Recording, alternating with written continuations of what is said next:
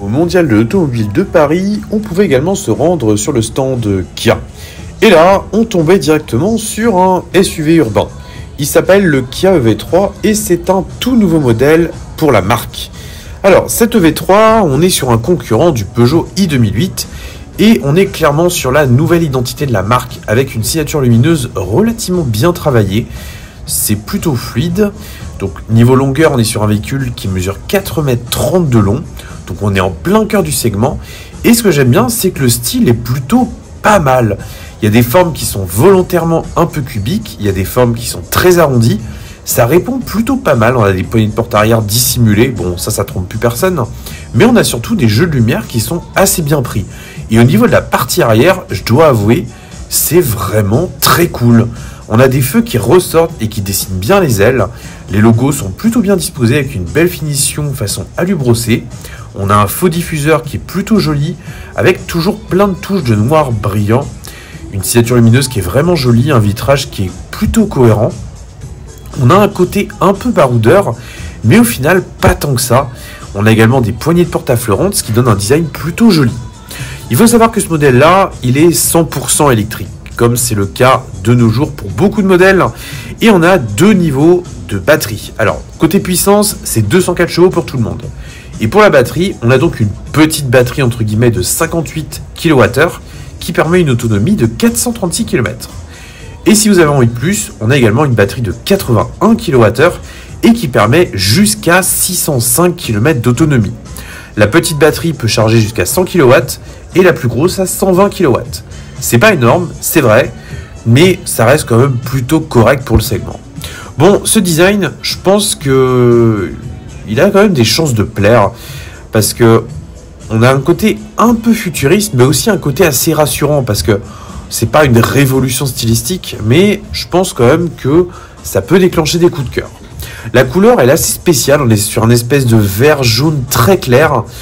Dites-moi en commentaire ce que vous en pensez. On a également des jantes à 4 branches suggérées. Ça marche plutôt pas mal. Si on prend un peu de recul, on voit bien qu'on a un véhicule qui est plutôt cohérent dans l'ensemble. Enfin, pour ma part, je trouve c'est sympa.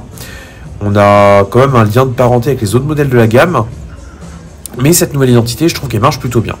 Comme on peut le voir, on est ici sur la finition haute GT Line, avec donc la puissance de 204 chevaux, et on a une consommation moyenne de 16,2 kWh. C'est purement dans la moyenne du segment. Et en matière de prix, ce modèle-là, il va commencer à 35 900 €. Mais forcément, si on commence à ajouter quelques options, ça peut monter quand même très vite. Bon, je ne vais pas dire que j'ai eu un coup de cœur pour ce Kia EV3, mais j'apprécie quand même les efforts de Kia, qui est passé d'une marque qui faisait des modèles avec un style vraiment très ennuyant, à un style presque caricatural. Et là, en fait, j'ai vraiment l'impression que Kia commence à vraiment trouver son propre style. Et je dois avouer que j'aime plutôt bien ces évolutions. La marque a fait vraiment les efforts qu'il fallait faire et je pense que la part de marché de Kia va grandement augmenter en Europe. Là, à ce moment-là, j'étais en train de me dire, mais mince, je vous ai pas encore parlé de l'intérieur. Donc, je suis allé demander à quelqu'un à l'accueil du stand si c'était possible de voir l'intérieur. Et la réponse, c'est oui. Donc, je vous propose, sans plus attendre, qu'on se dirige vers l'intérieur de ce Kia EV3. Alors, on a donc des poignées de porte affleurantes qui ressortent. Il faut juste les tirer légèrement pour rentrer dans le bestiau. Alors, la planche de bord, c'est pas une révolution. On a donc un double écran qui est plutôt de bonne facture. C'est vraiment pas mal. Toujours des matières recyclées sur la planche de bord. C'est très tendance pour se donner bonne conscience. Les plastiques sont un peu durs et j'aime bien cette languette qui descend. Elle est en métal et c'est plutôt joli. Les commandes, il y a encore beaucoup qui sont physiques, donc ça c'est bien en matière d'ergonomie. Les sièges sont plutôt jolis, il y a un design qui est assez smooth. Les matériaux sont plutôt bons, enfin c'est assez agréable. On est très bien assis également, ça il faut le souligner. Enfin, j'ai plutôt bien aimé cet intérieur, avec une planche qui est assez aérienne, les commandes qui sont assez bien disposées. Franchement, c'est dans les standards. Maintenant, il faut qu'on voit un petit peu ce qu'on a à l'arrière. Donc on referme tranquillement la porte. Cette poignée est vraiment très jolie. Et à l'arrière, il suffit d'agripper tout simplement dans le montant. Voilà, c'est un grand classique. Là, on découvre qu'on a deux sièges plutôt pas mal également en matière d'espace. Alors bon, j'ai pas pris des mesures ultra détaillées non plus, hein, c'est pas forcément l'aspect le plus important. Et on a une console qui peut se rabattre et libérer accessoirement l'accès au 5e siège. Ce que j'ai bien aimé, c'est qu'on a une très bonne habitabilité, donc ça c'est plutôt cool également. Il faut savoir que ce modèle-là également dispose de 2 coffres.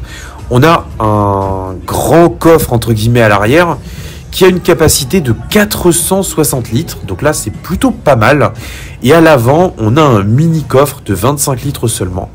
Donc là on voit qu'on a un seuil qui est pas trop haut non plus, et qu'on a quand même une bonne profondeur. Honnêtement, c'est un coffre qui est vraiment agréable. Vraiment, on est dans la bonne moyenne du segment, et on a même le haillon motorisé. Bref, le Kia EV3, je pense qu'on va encore en entendre pas mal parler. C'est tout ce que j'avais à dire. Salut!